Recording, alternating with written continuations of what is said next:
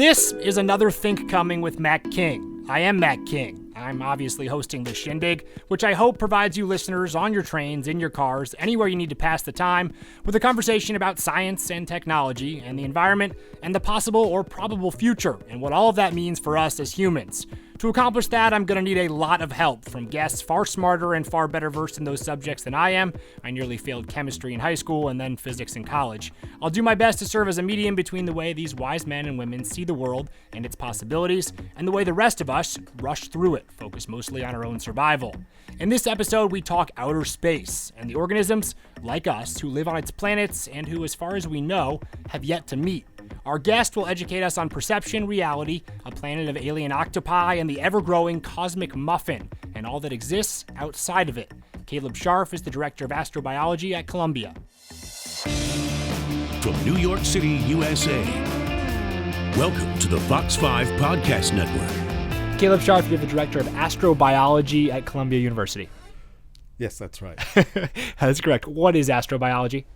Well, astrobiology is the science of life in the universe. So it's the study of some ancient questions. Are we alone and where do we come from? That in a nutshell is what astrobiology is. And are we alone?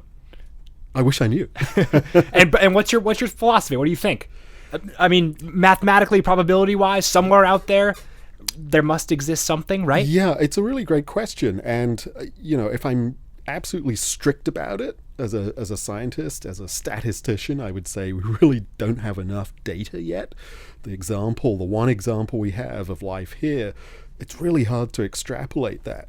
But I would say personally, given what I know about the nature of life on Earth, the fact that we now find organisms in every conceivable niche on the planet, and they've been there for 4 billion years, and we're beginning to see how the pieces might have come together to make the first instance of life, I would say there's got to be life out there.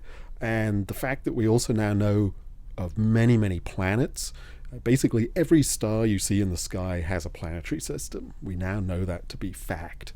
And that means there are incredible numbers of potential habitats for life. So if I put all of that together, I would say optimistically, there's absolutely life out there.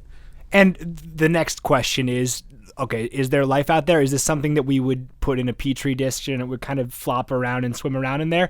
Or is this what we call intelligent, or what I'm calling intelligent life? Well, that's the other $64 trillion question. I think it's fairly straightforward to argue that simple life is going to be abundant in the universe. So single-celled organisms or some equivalent of that, things like bacteria and this other type of life called archaea. The question of whether it gets more complex, whether it gets sophisticated, whether it gets smart like us, that is the other huge question. And if you ask evolutionary biologists, some of them will tell you that all the things that had to happen for us to exist, for humans to exist on the Earth, are incredibly unlikely to have happened anywhere else. My personal feeling is that may be true, but there's also a million different ways to get to something like us, and it will just be really different. There's going to be a planet full of octopus out there, for example, or maybe a planet full of hamsters, right? and on that subject of just probability and how vast the universe is, and we're about to blow the minds of every stoner listening, how endless is the universe, is space? I mean, how far out can space go? It can go a long way. So the bit of the universe that we can see is called the observable universe, and that's the universe from which light has had time to reach us in the last 13.8 billion years. And we know that piece of the universe has at least 200 billion galaxies, and each galaxy will have hundreds of billions, perhaps even trillions of stars, and each of those will have planetary systems. And so, you get up into the trillions upon trillions of potential habitats for life. And that's just the bit of the universe that we can see because of the finite speed of light.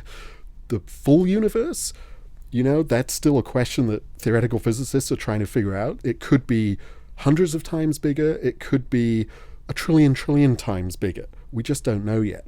And when we do start to explore this universe more thoroughly than we have, in person, I mean, what kinds of worlds are we looking for to colonize? What do we require? And you don't have to deal with the how we get there issue, but assuming that we find a way to get there, without losing our minds, and we're healthy and we're happy when we arrive. What is this ideal world we're looking for? Well, I think the ideal world for us is going to be a world like this. The Earth produced us in a very particular set of conditions, and that's really what we're going to want to see on another planet for our own sake. We might talk about colonizing Mars and things like that, but that's tough. Mars is not the Earth.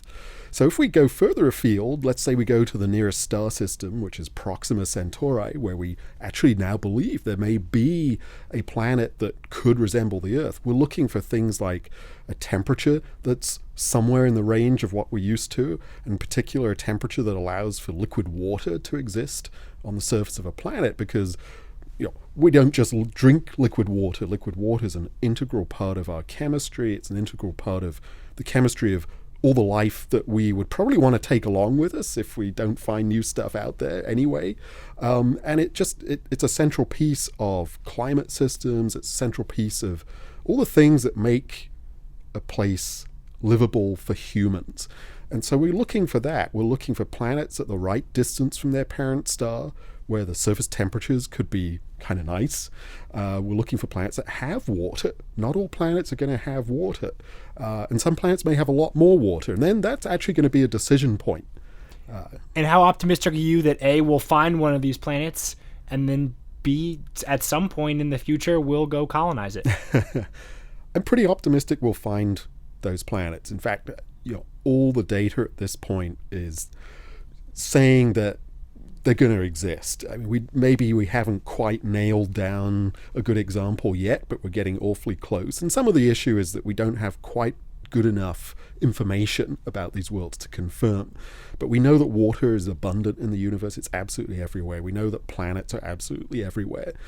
Some estimates put the rate of potential Earth-like planets or Earth analog planets at anywhere between 15 and 40% of stars should have something that might work for us. Those seem like good odds. I'll take those odds. Those are pretty extraordinary odds. And we didn't know that this was the case even 10 years ago or 20 years ago. So it's really quite a revolution. And then jumping back to intelligent life that's not us, what's the likelihood that intelligent life came from a world like we come from versus one of the less hospitable planets for humans? It's a great question. I think the bottom line is, again, I say this a lot, we don't know. There do seem to be things about the Earth, the nature of its temperature zones, the nature of its chemistry, the right amount of water that really helped complex organisms like us come about, pushed evolution in that direction. So I'm guessing that a majority of complex life in the universe will probably be in similar kinds of places. But that allows for quite a lot of flex. You could have a world that still would, to us, appear extremely alien, but it just hits the right marks in terms of allowing for complex biology to occur. And you need a certain amount of stability. This is one of the interesting things about history of life on the Earth.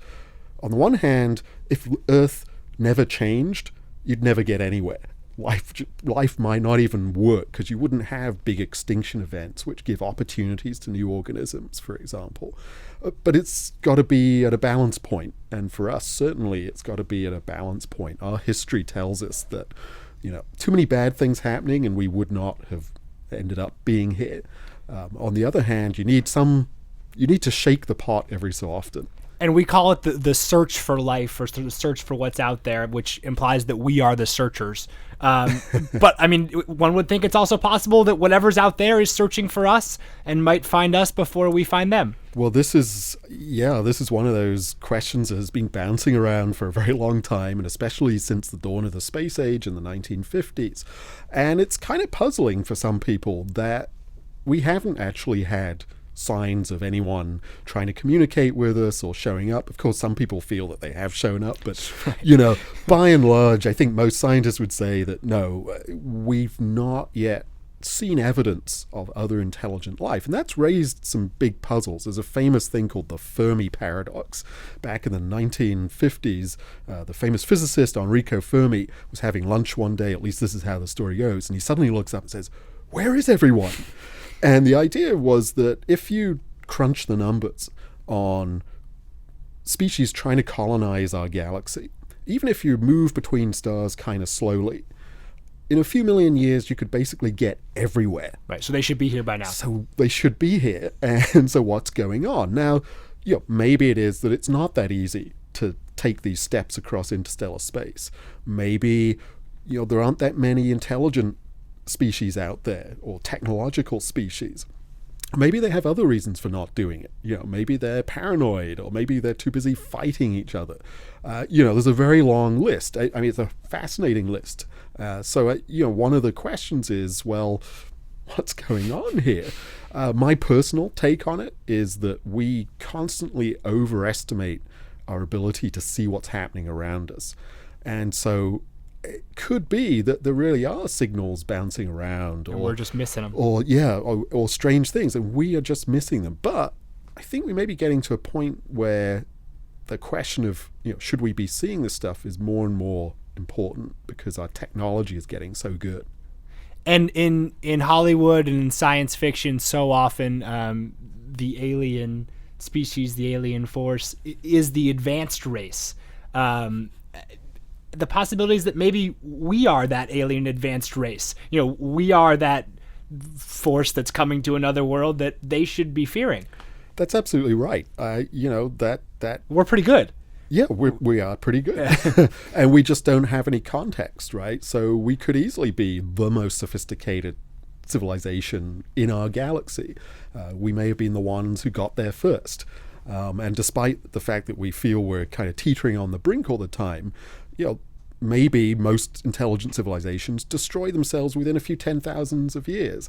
Biologically modern humans have been around for 150,000 years. That may be really good. We may be doing very well. And that could also explain the silence out there. And how does one become an astrobiologist? How does a young Caleb Scharf reach the point he's at right now? Through a long, convoluted route. I originally was a cosmologist. I was studying astrophysics and studying the nature of the origins of the universe. But these were questions that had always appealed to me. I mean, I guess I grew up watching things like Star Trek and Doctor Who because I grew up in England.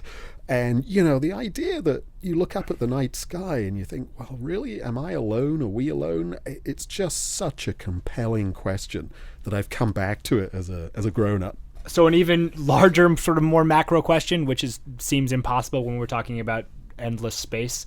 When we learn about the universe and what's out there and how it's represented, this swirling galaxy of sparkly little dots, how might that not be accurate? I mean, how is our perception perhaps wrong? Well, it could be wrong in all sorts of ways. And this is one of the wonderful, exciting things about science. Science is an adventure, and a lot of science is about pushing past our human senses and our human perception of reality, because we grew up on a little planet, and so we're kind of limited in some of our capacities. So to give you an example, you talk about the galaxy, this swirl of material with these bright points of the stars. For a very long time, we assumed that what you saw is what you get, so that the galaxy is just this collection of stars. We now know, and this is a central mystery in modern astrophysics and cosmology, we now know that actually the universe is built out of other stuff too, stuff we cannot see, stuff called dark matter. Right, now you're really going to blow my mind here, but continue. Yeah. So over the last half century, actually almost a century now, astronomers have noticed that when you look at an object like a galaxy like ours, the Milky Way, it's this big swirl of material, and you kind of run the numbers using what we understand about gravity, and you ask, well, is this all working? Is there enough mass here to hold this structure together? What you discover is that actually, if you just add up all the stars, there isn't enough mass. There's something else. And it's not gas or dust or just normal matter. It appears to be a mysterious type of matter that we now call dark matter. And you can go further than that. There's dark matter. There's also something going on with the very fabric of the universe. The universe is expanding. Okay, this is how we've learned about the idea of the Big Bang and the origin point of the universe, that space itself is expanding from that initial moment 13.8 billion years ago. And not only is it expanding, it seems to be speeding up in its expansion. And so scientists have termed this dark energy. There's something else going on. There's some energy that is formed in the vacuum of space that is helping push the fabric of space apart. If you put all of that together, dark energy, dark matter, it turns out that the stuff we're made of, and things like planets and stars, is less than 4% of the total amount of stuff the universe is made of. So there's great. Yeah, so we're, it's like the ultimate Copernican revolution. Yeah, I hate this. We're just such a speck of scrape of stuff. Now, having said that, we may be the most interesting stuff, because one of the ideas that we have about this dark matter, for example, is that it exerts a gravitational force, but it's otherwise really boring. It doesn't do much, perhaps. It's simple. It doesn't interact through electricity or magnetism and other forces that we are used to, the kind of things that bind us together, which means that it's actually kind of boring, but there's just a lot of it. So in that sense, you can kind of take comfort from the fact that we may be the smallest component in the universe, but we're probably the most interesting. And when you say space is expanding, what is it expanding into? What is beyond space? Well, nothing really, because space is space. It's creating more space all the time. An analogy that people use, and it's not a bad one, is you think about, you make a muffin. You put a muffin in the oven, right? It's this mix of dough with maybe you've put some raisins in it or something. And as it bakes, it grows. And the raisins kind of stay the same. And you could think of those as either galaxies or stars or whatever. But it's that dough in between is expanding. And now, what's outside that? Well, not muffin. And so what's outside the universe? Not universe. Oh man, that is too much. So Caleb, you write a blog at scientificamerican.com. For people that have questions like I did about what might exist beyond the muffin, the not muffin, or in the muffin, how should they get in touch with you? Well, you can track me down on my Scientific American blog, like you say, and put comments on posts there. But you can also find me on Twitter, and my handle is Caleb_Scharf, and that's CALEB_SCHARF. And if you tweet me, I will try to respond. Another Think Coming with Mac King is a production of the Fox 5 Podcast Network. I'm your host, Mac King. This episode was recorded, edited, and mixed by Matt Onimus. Matt Onimus, Ahmad Asghar, and myself are our executive producers. Our vice president of Fox 5 News is Byron Harmon, and Lou Leone is our vice president and general manager for Fox 5 WNYW New York. If you have any questions, comments, or suggestions, please hit me up on Twitter at Mackenzie W. King. Thank you for listening. Seriously, you are busy, and I genuinely appreciate you giving me the last 18 or however many minutes of your life. Please subscribe, download, and listen to the next episode of Another Think Coming.